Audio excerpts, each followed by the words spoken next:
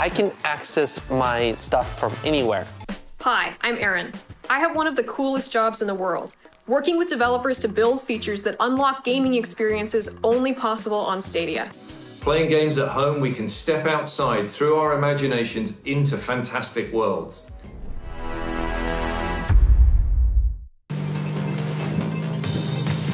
This just in. John is about to rate his exceptional Ember experience. 1 star?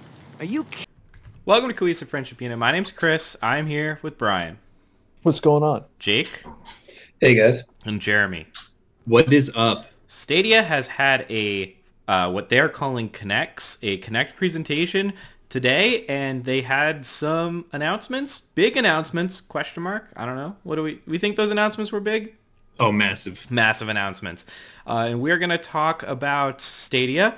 We've also been playing Stadia, so we're going to give our thoughts on Stadia as a whole.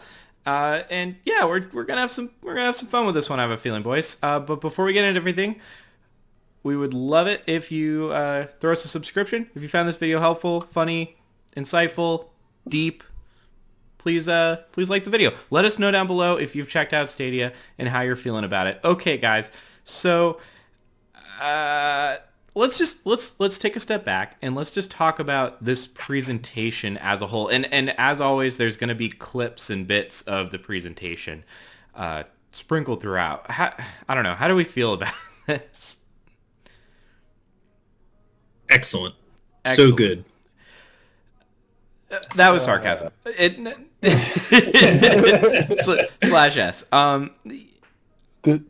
I don't know, like I'm just not the lineup doesn't it doesn't inspire confidence.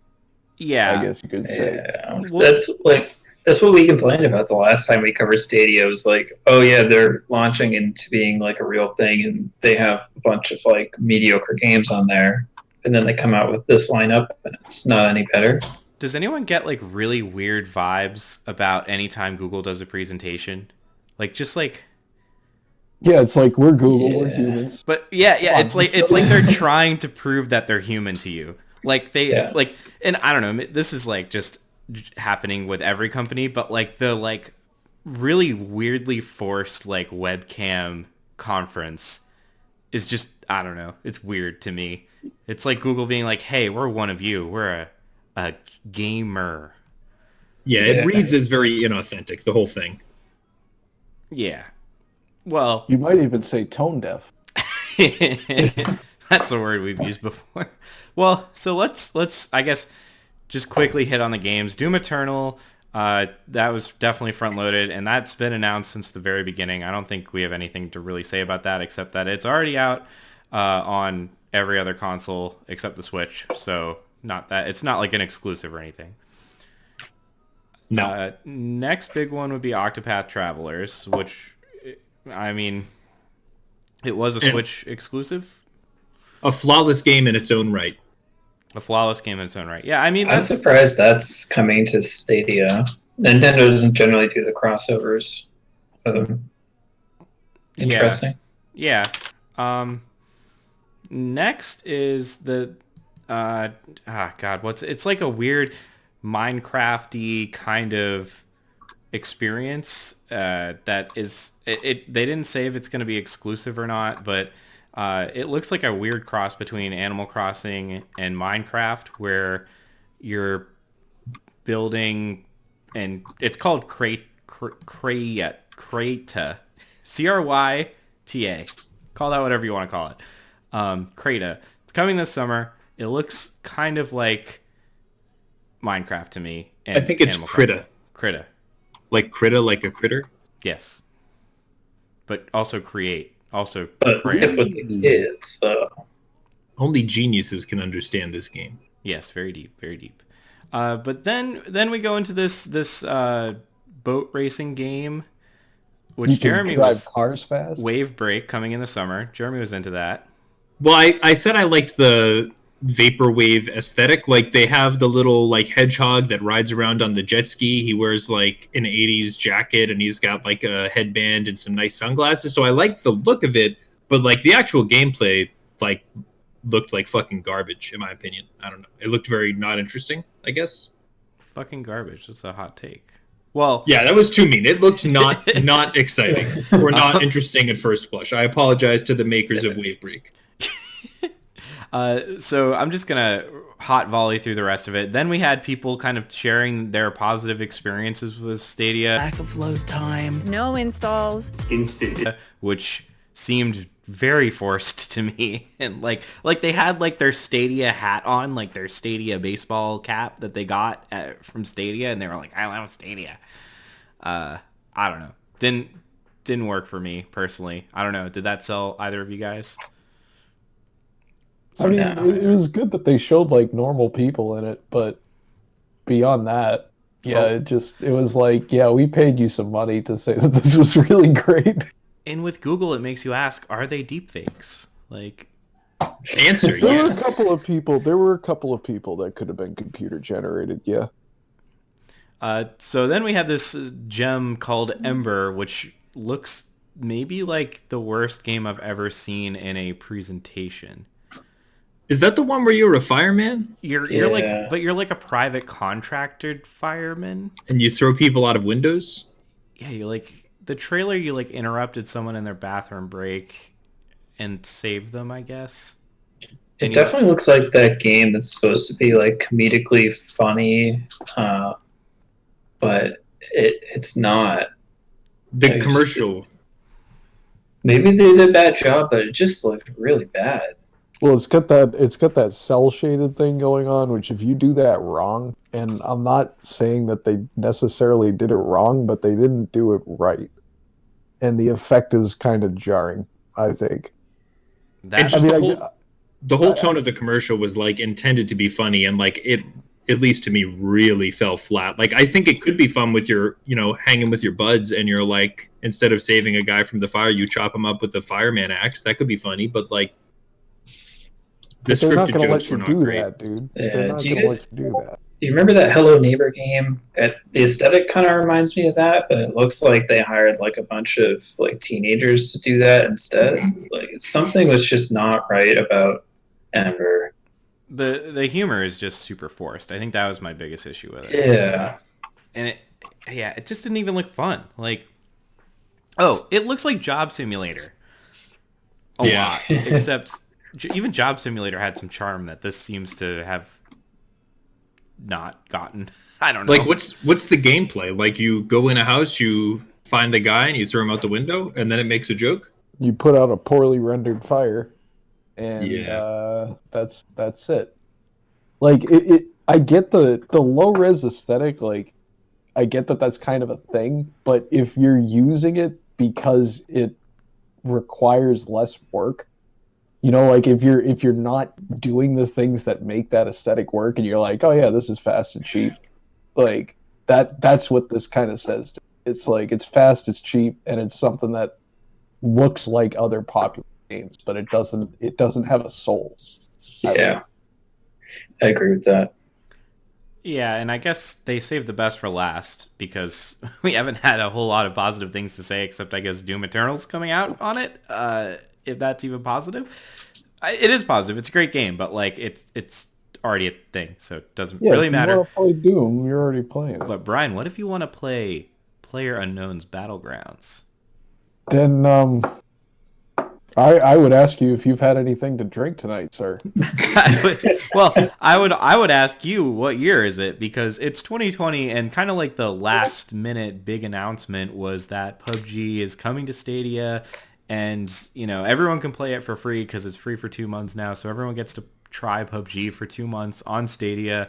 And it's crossplay and all this other fun, crazy stuff. So, yeah, you can now play PUBG on Stadia. And we played PUBG on Stadia for a bit. And we're going to talk about that. But let's just wrap up the presentation. It was lackluster. There were no exclusives that were promising. And like, if this is what they have, this is not looking good. Chris, I've been wanting to try PUBG since 2016, and now I finally have the chance, thanks to Stadia. Thank you, Stadia. Yeah, and I don't know if this was outside of the presentation or not, but I guess EA also announced that a bunch of their games are coming to Stadia. Madden, FIFA, and Star Wars Jedi Fallen Order as well. I would almost rather play that on Stadia than Origin. Almost. Yeah, that's fair. That's your alternative, everyone. But yeah, like this presentation, how do we feel about it compared to like a Nintendo Direct or whatever? It was not good. Yeah, they didn't, and especially coming from like someone like Google, who can, like, if they wanted to do it, they could have done it. But yeah, it's like an orphan division. It's like, oh yeah, this is something, this is one of our side projects, and I guess they came up with something that's all right. And so we're gonna let them sell it to you, but like we didn't support them on it or anything. Because like it's clear that this is not like what Google is putting its full force behind. Google's had like a pretty solid string of flops at this point. Like I kind of assumed this would go better because Google has like, almost limitless financial and technological resources. But yeah, just really bungled. My biggest issue with this is like, this is something that people have always kind of criticized about Stadia and in general with the idea is like you said, Google has flops. They tend to drop their products, and it's like no secret that the launch was not like killer for Google. So this is not a service. This isn't a streaming service that well, it is. This is a service that you pay monthly, but also a service that you invest more money into. If you want to play Doom Eternal on this, you have to spend $60 on top of your subscription if you're playing it in 4K or on the Pro version. You have to pay $60 for that. And this is not a good way to instill confidence in your user base that this is going to be around for a long time and that this is worth putting your money in, That's my take on it. Yeah, it was like a project. They were hedging their bets. They thought that the streaming thing was going to be bigger than it currently is. And, this is what we got. Yeah, especially when there's other alternatives out there. NVIDIA's is actually pretty decent besides being kind of hard to use. Like, it works and it's free. And Microsoft is coming out with their own eventually, maybe. So, well, yeah. I don't know. Like, this is just not. Stadia is already kind of behind the game because it's so expensive. And I don't want to jump ahead, but from what we played, it was not a great experience. So it sounds like we're all going to. Couldn't you just buy Doom Eternal on Steam? You probably already did, right? Like, it's been out. But I guess the argument, Jeremy, is one. But it's like literally the same price. Yeah, it's the same price, but you don't you could play this on a Chromebook or on your phone. You could, but our experience with PUBG is any indication. Yeah. Let's segue into it. We're very not inspired, clearly, because we're like just not. We don't have we have nothing good to say about this presentation. It sounds like, to me. Hopefully, it led to Google wasting a lot of money. Yes. Okay. Very good. Agreed. All right. So our experience was bad. It was not good. It was not good. The one thing I'll say that's positive about it, and then I'll let Jake say positives. The UI was very snappy. It was very easy to set up. Like, it was very easy. Google was like, credit card, num num num num num. Like, very easy to give them your credit card number. That's their favorite. They'll take it anyway. Well, we did our thing on Game Pass, and I've reviewed the Nvidia product. Like, this was the easiest. This was the most intuitive. It runs in a browser, which is nice. There's pros and cons to that, but it's all in one place. It's all very easy to use, and like the party system works. You can send game party links, just hyperlinks for people to join in. All that was like really smooth for me. Yeah, it was for me. It was like shockingly fast to, one, sign up for all of Stadia, and two, start playing a game. Like, I think I logged on, and within less than 5 minutes easily we were in a game in PUBG playing. So that was the easiest thing I've ever used. Yeah, we didn't have to install any games. Like that, and that is like one of the big arguments for this. Like, when we got Game Pass, all of us, we had to install the 80 gigabyte Gears of War 5 file, and that sucked. In this, we were just off to the races. Yeah. All right. Well, how were those races? How was the race, Jake?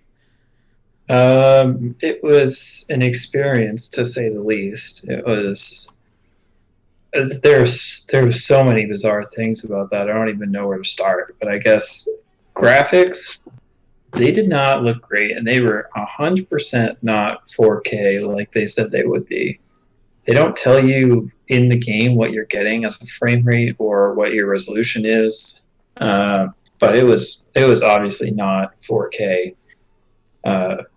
It looked really bad. Yeah, it looked below 720p to me, and I pull 70 megabits down. Like, there was nobody else using internet in my apartment at the time. I was on Ethernet. I don't really know what more to give Google. Like, I'm in an urban location. They give you your up down, and mine was good, but the game, like the compression was awful. Like it was worse than watching a YouTube video. Yeah, It was bad. bizarre. I mean, you guys we'll probably have it up on the screen behind us, but it does not look good. Like even just standing still, you can tell there's a lot of heavy compression coming through.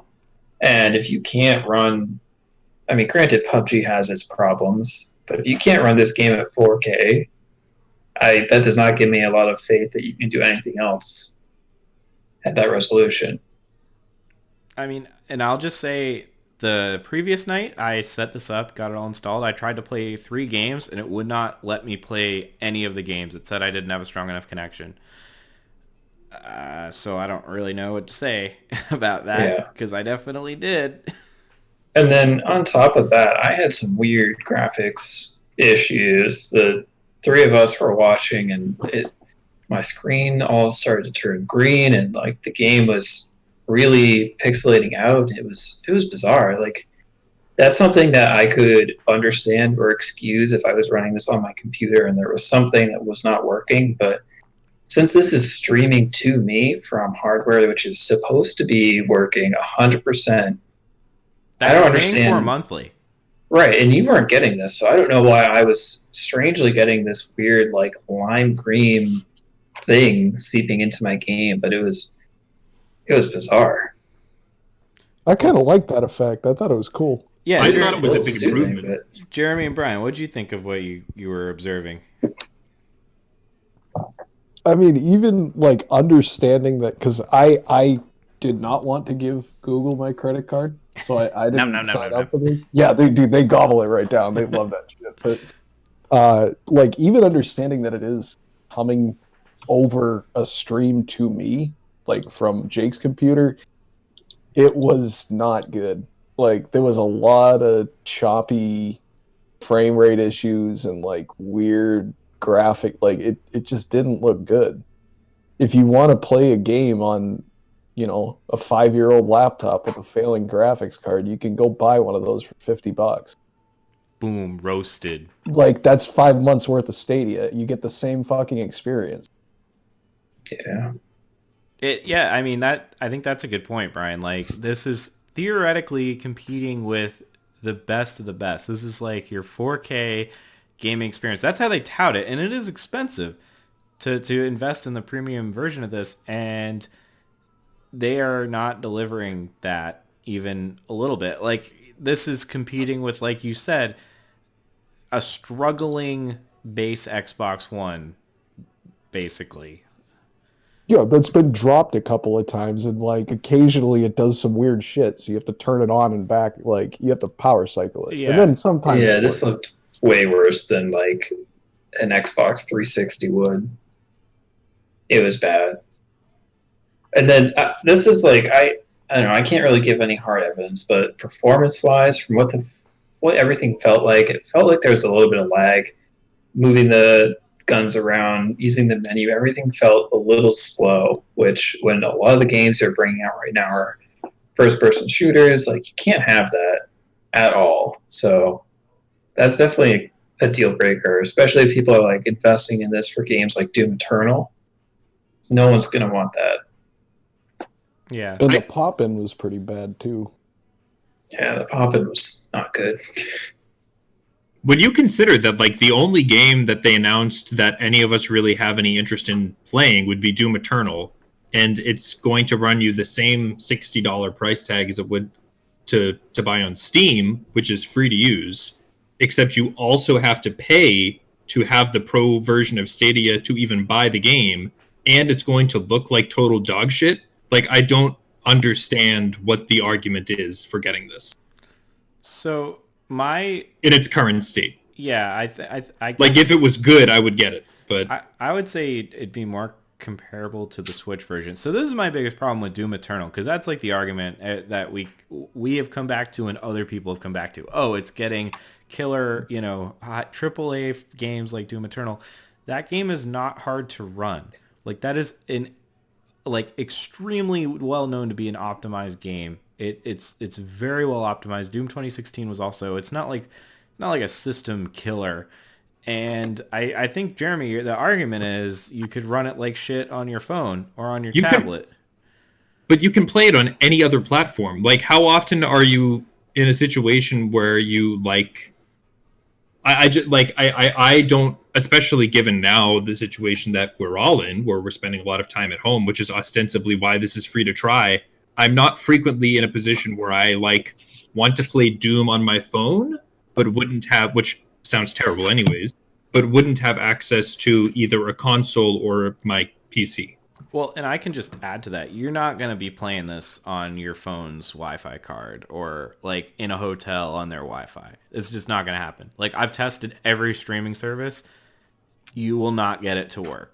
It will be, you can't play it. It's a lot of people, and I was part of this. I was like, oh, I could run it on my 4G. No, you can't. It won't run. Yeah. If you're going to drop $60 on this game plus the price of Stadia subscription, you're not going to play on your phone. Yeah. Hopefully. So, hopefully. If you're gonna spend $80 to play a really abysmal version of Doom Eternal on some device in your home, you either have too much money or need to reevaluate. I mean, I'd rather buy it on the Switch. Fuck yeah. For real though.